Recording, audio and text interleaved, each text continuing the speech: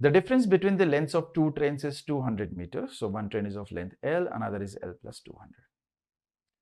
They can cross each other in 12 seconds when moving in the opposite direction. Okay. So time is equal to sum of the lengths of the trains. Since they are moving in the opposite direction, so speed of the two trains, let's say SA and SB, they will be added. And in 32 seconds, well, moving in the same direction. So we will have L plus length of the train, they don't subtract, they remain same. So I'm assuming that A is more than B, as the speed of A is more than B.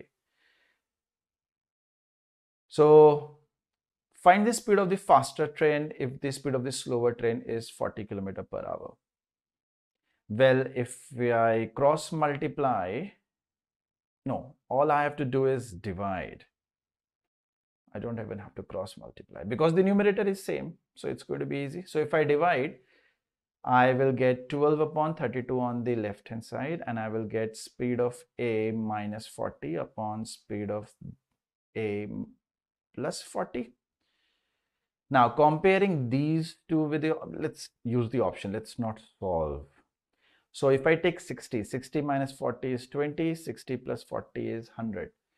12 and 32, they are divisible by 4, right? So this is 4 into 3 and 4 into 8. So I need 3 to 8. Putting 60 will not give us a 3. Putting 72 minus 40 is 32. 32 will not give us a 3.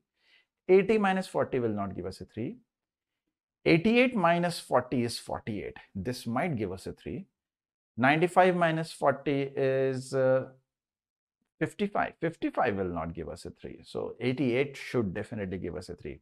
88 minus 40 is 48, and 88 plus 40 is 128. They both are divisible by 16. 16 into 3, 16 into 8, it matches.